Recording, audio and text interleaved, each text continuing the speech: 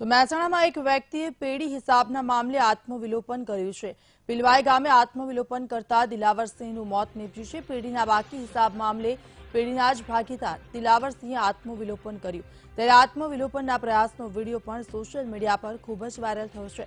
આત્મવિલોપન બાદ પ્રદેશ કોંગ્રેસના મંત્રી પંકજ પટેલ ઉર્ફે હાથી સામે ફરિયાદ નોંધાઈ છે। એટલું જ નહીં, મૃતક દિલાવરસિંહે આત્મવિલોપન પહેલા એક વિડીયો પણ જાહેર કર્યો છે અને તેમાં આરોપીઓના નામની કબૂલાત કરી છે। મૃતકના પરિવારે 3 પાનાની સુસાઇડ નોટ, પેન ડ્રાઈવ અને સીડીને પુરાવા રૂપે રજૂ કર્યા છે।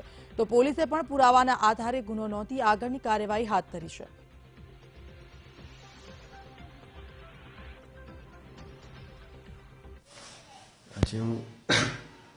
આજે હું જે પગલું ભરવા જઈ રહ્યો છું, મોતનો વાલો કરું છું, એની સંપૂર્ણ જવાબદારી પંકજ પટેલ, હરપાલ, વિરોલ, કમલેશ વિરોલ અને શૈલેષ વિહોણી છે।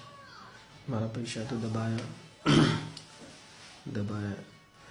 કે અને પંકજ બી ખોટા કેસો કરાયા, છતાં પણ હું કેસોને તો લડતો જ હતો, પણ હજી પણ મારા ધંધામાં હરપાલ અને કમલેશ હેરાન કરવાનો પ્રયત્ન કરે છે।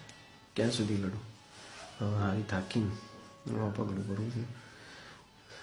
બધા હિસાબો તથા વિગતવારની નોટ મેં મારા ઘરે મારા ટેબલ ઉપર પેન ડ્રાઈવ, સીડી તથા એક કોથળીમાં મૂકેલ છે। ડીએસપી સાહેબની નમ્ર વિનંતી કે આપ શ્રી આની સંપૂર્ણ અને ન્યાયિક તપાસ કરી ન્યાય અપાવશો, એની જ અપેક્ષા છે।